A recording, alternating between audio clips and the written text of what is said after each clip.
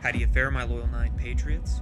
Throughout my videos, I have continuously harped on the infiltration of communism in our government, scholastic institutions, and every level of infrastructure. So buckle up, because today I'm going to decode and explain how the communists have been planning to destroy this country since its founding, and who some of the key players were and are today. So let's get started. 1776 marks two incredible moments in time: the year America began and the year America ended.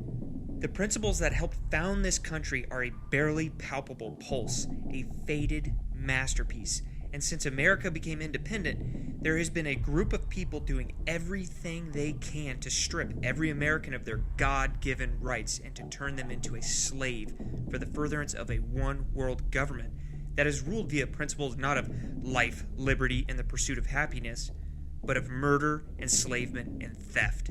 And all this started on May 1st, 1776, the real date of the communist holiday, May Day. This date is the founding of a secret society whose sole purpose is to destroy governments and enslave populations globally, and especially the United States. And the founder of this secret society is named as Adam Weishaupt, also known as Brother Spartacus, or who was a, quote, philosopher or a professor, but in reality, he is a communist Satanist that hates religion, especially Christianity, and he developed plans to bring down the entire world under the domination of communism and Satanism. His plan is comprehensive and has almost been accomplished, but time is running out, and we must stop it, because if we don't, then future generations are going to continue to be born into slavery. Part of Weishaupt's enslavement plan is by, quote, stealthily robbing peoples of their wealth when they refuse to voluntarily renounce it. Which is why we see in modern times death taxes, inheritance taxes, personal property taxes, healthcare taxes, emissions taxes,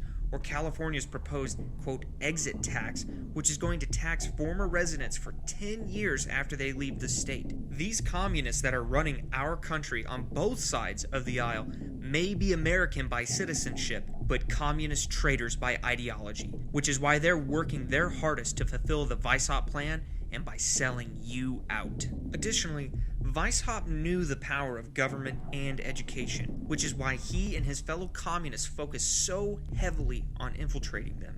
An essential tenet of communism is government-controlled education, because as I stated in my previous videos, it allows you access to the mind when it is most vulnerable and receptive to, quote, brainwashing. Because once the mind is completely brainwashed, it will follow strict and abject adherence to the order's party line, no matter how deceitful and obvious the lie is, or even how anti-American it is. The brainwashed individual will blindly follow, because that's what communism does to the mind.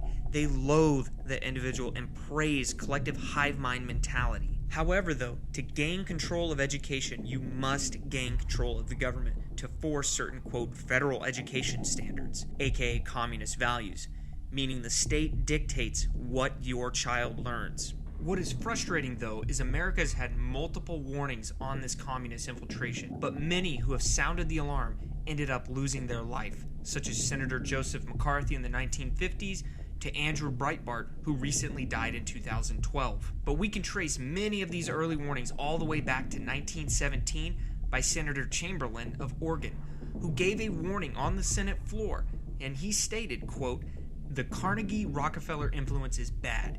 In 2 generations, they can change the minds of the people to make them conform to the cult of Rockefeller or to the cult of Carnegie, rather than the fundamental principles of American democracy." This, of course, was due to the communist nature of the Rockefellers and the Carnegies.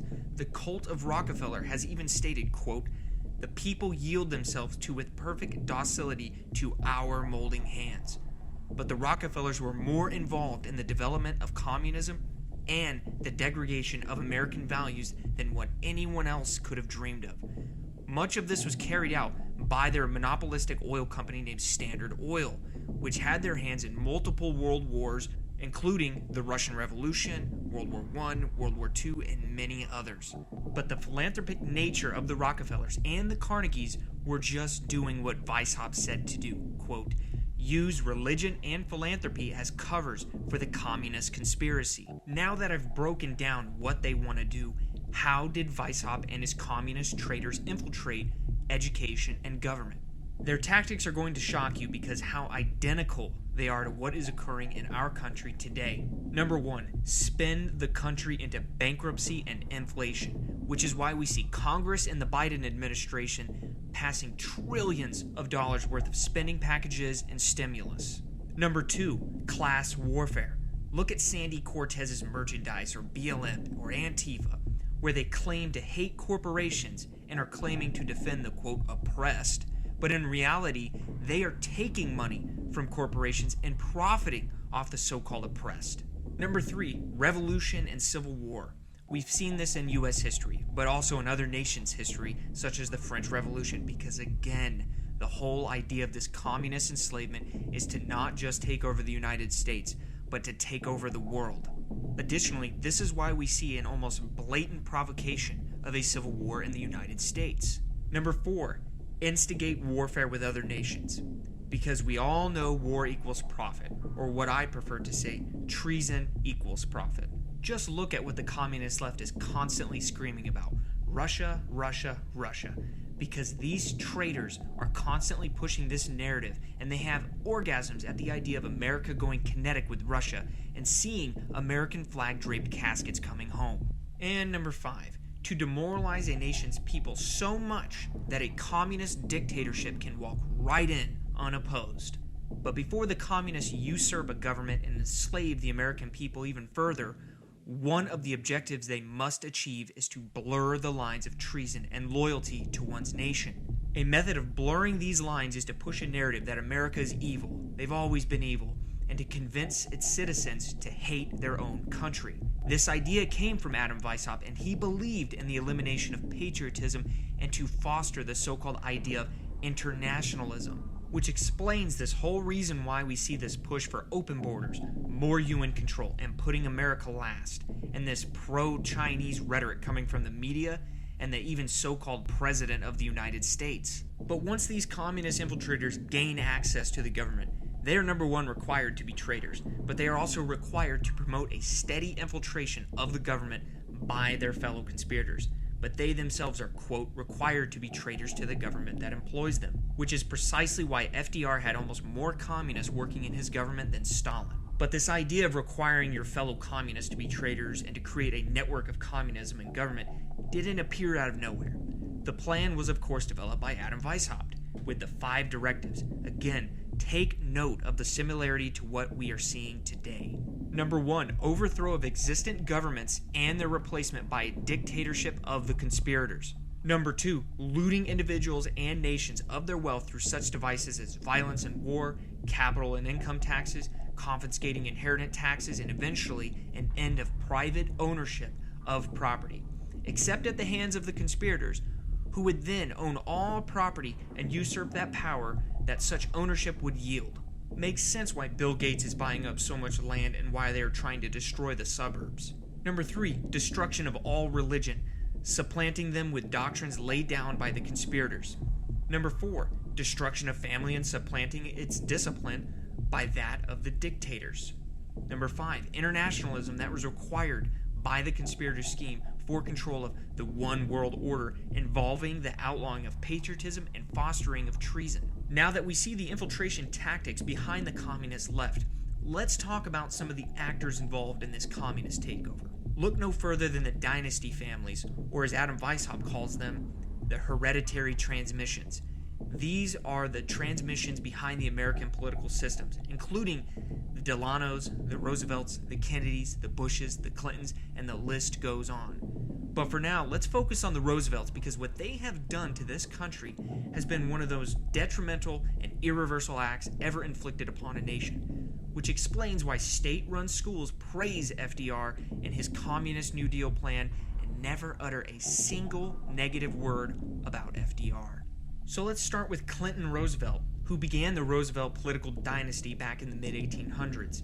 Clinton was a Democrat politician from New York that urged the gutting and abandonment of the Constitution, which he compared to a sinking ship.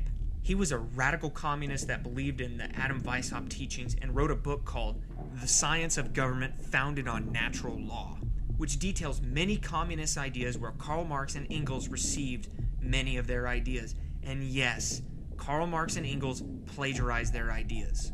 But just looking at the family tree of the Delano Roosevelt family, it really highlights the hereditary transmission Weishaupt was talking about. Clinton Roosevelt is the cousin to more than a dozen U.S. presidents, including Theodore Roosevelt, FDR, John and John Quincy Adams, James Madison, and Martin Van Buren. But for brevity's sake, let's unmask FDR, because his era is arguably the most pivotal in American history that laid the Communist Foundation groundwork, thus leading us to where we are today. The communist president known as FDR, along with his communist-loving wife, Eleanor Roosevelt, are direct links to the disaster we are witnessing in this country today.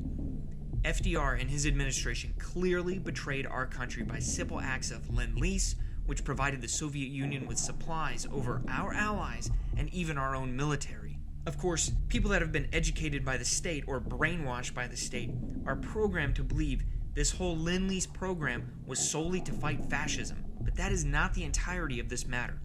FDR was supplying the Soviet Union in part, yes, to fund the war effort, but he was also supporting his ideological allies, which is why he employed many communists in his government, supplied the Soviet Union with supplies and secrets to create atomic weapons. Even when the top general of the Manhattan Project banned all exports of uranium, the FDR administration still found a way to supply them.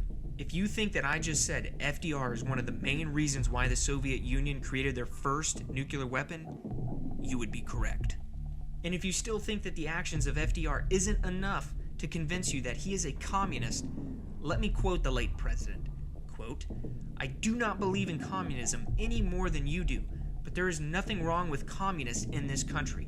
Several of the best friends I have are communist." If he is willing to admit that, what else was FDR hiding? But one thing we do know, it wasn't just FDR who was a communist, but it was also his wife, Eleanor Roosevelt. She was a communist sympathizer and visited the Soviet Union in 1957 and 1958, mainly because her trip to communist China was denied by the State Department, which is actually shocking at the time if you look at that history. But Eleanor praised the Soviet Union and how they kept their cities clean, people took pride in their city, and she even praised Lenin and referred to him as a, quote, highly intelligent and cultured man. Eleanor was even trying to increase travel between the Soviet Union and the United States. While we can't be 100% sure why, one can only guess that it's for similar reasons why the modern Chinese Progressive Association takes Americans on propaganda tours in China. Of course, though, because Eleanor Roosevelt was a feminist and a communist, her name will never be tarnished in state-produced history books. Even though Eleanor Roosevelt defended Hitler in 1938 and his treatment of the Jews by claiming he made a mistake. And a way to solve the Jewish problem is to treat them as aliens in their land of residence and limit the amount of Jews that can enter specific vocations. I'm going to close with this. Because we are in the largest information warfare campaign ever launched, it is critical for the patriots to hear this message. We have to correct our stolen history because the communist traitors that have served themselves and are currently serving themselves in our government must be exposed. For our struggle is not against flesh and blood, but against the rulers, against the authorities, against the powers of this dark world, and against the spiritual forces of evil in the heavenly realms. Remember, resistance to tyrants is obedience to God. Loyal 9.